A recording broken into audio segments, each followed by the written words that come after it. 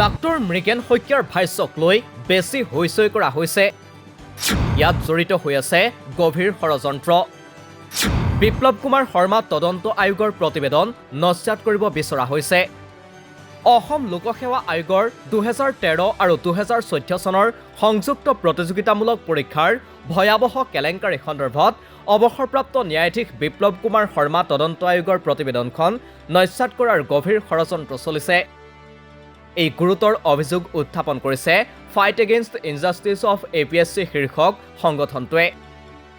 অসম লোকসেৱা আয়োগৰ সংস্কাৰৰ বাবে দীৰ্ঘদিন আইনী যুঁজ চলাই অহা সংগঠনটোৱে দেওবাৰে দিছপুৰ প্ৰেছ ক্লাবত এখন সংবাদমেল সম্বোধন কৰি তদন্ত আয়োগৰ প্ৰতিবেদনৰ বিভিন্ন দিশ সকলোৰে দৃষ্টিগোচৰ কৰে।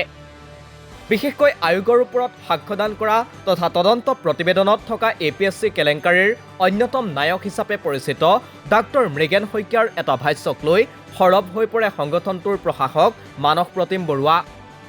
তেওঁৰ অভিযোগ, ডাক্তৰ মৃগেন শইকীয়াৰ এটা ভাষ্যক লৈ ন্যায়িক আয়োগৰ প্ৰতিবেদন নস্যাৎ কৰাৰ এটা ষড়যন্ত্ৰ আৰম্ভ হৈছে। যিটো ভাষ্য আচলতে ন্যায়িক আয়োগৰ প্ৰতিবেদনৰ ক্ষুদ্ৰতকৈ ক্ষুদ্ৰতম এটা অংশ, সেই অংশটোৰ প্ৰতিবেদনক লৈহে এটা হৈচৈ কৰা গ'ল। আৰু আমাৰ যি অনুমান হৈছে, আচলতে ইয়াৰ দ্বাৰা ন্যায়িক আয়োগৰ প্ৰতিবেদনখনক নস্যাৎ কৰাৰ এটা ষড়যন্ত্ৰ আৰম্ভ হ'ল। ন্যায়িক আয়োগৰ প্ৰতিবেদনখন আজি এখন ন্যায়িক আয়োগে কিমান সুন্দৰকৈ এটা তদন্ত কৰিলে, যাৰ 99 কিমান অংশলৈকে আচলতে এই পাৰ্টীসকলে কেনেকৈ কেলেংকাৰী কৰিলে সেই কথাবিলাক আছে। ৰাকেশ পলে কেনেকৈ এখন আপোনাৰ কনষ্টিটিউশ্যনেল বডীক কি পৰ্যায়লৈ লৈ আহিলে সেই কথাখিনি লিখা আছে।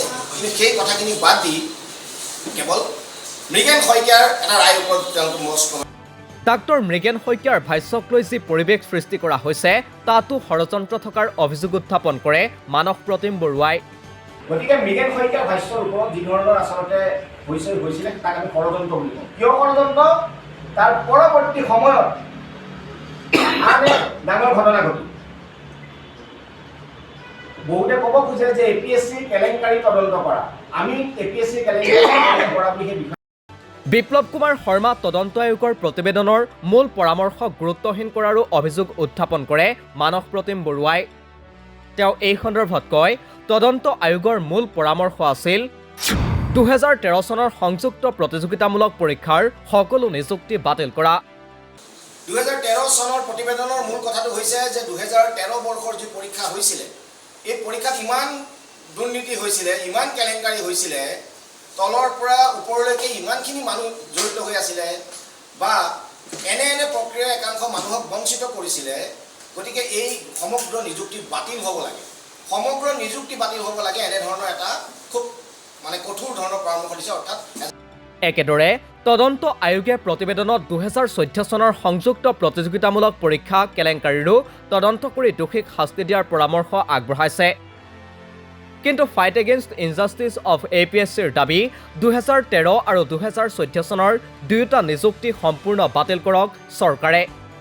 আৰু 14 চনৰ পৰীক্ষাৰ ক্ষেত্ৰত কৈছে যে এই ক্ষেত্ৰত তদন্ত কৰি পেলাই দোষীক শাস্তি বিহিব লাগে। কিন্তু 2013 আৰু 14 বৰ্ষৰ কেলেংকাৰীৰ মাজত যে বেছি পাৰ্থক্য নাই সেই কথা আমি জানো। আৰু সেইকাৰণে আমাৰ কিন্তু মূল দাবী আৰম্ভণিৰ পৰাই আছিলে, আজি 2016 চনৰ পৰা যেতিয়া আপোনালোকৰ আগত আহিছিলোঁ, আমাৰ মূল দাবী আছিলে যে 2013 আৰু 14 বৰ্ষৰ এই নিযুক্তিসমূহ বাতিল হ'ব লাগে।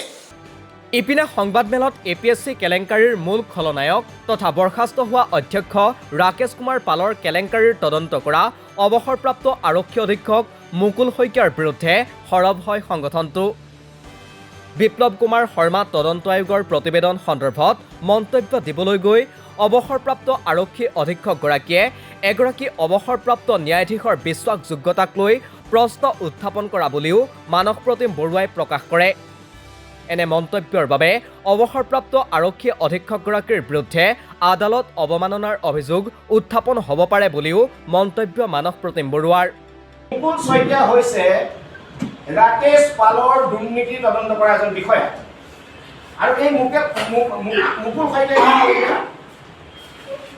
মুকুল শইকীয়াই আহি সংবাদ মাধ্যমত তেখেতে চূড়ান্ত মিথ্যাচাৰৰ আশ্ৰয়, চূড়ান্ত মিথ্যাচাৰ, এই মিথ্যাচাৰ তেওঁ আইনৰ জ্ঞান থাকি পৰিছে নে তেখেতে, আমি আকৌ কৈছোঁ ষড়যন্ত্ৰ, এতিয়া বহুত মানুহ ষড়যন্ত্ৰত লাগিছে যে ন্যায়িক আয়োগৰ প্ৰতিবেদনখন নস্যাৎ কৰিছে।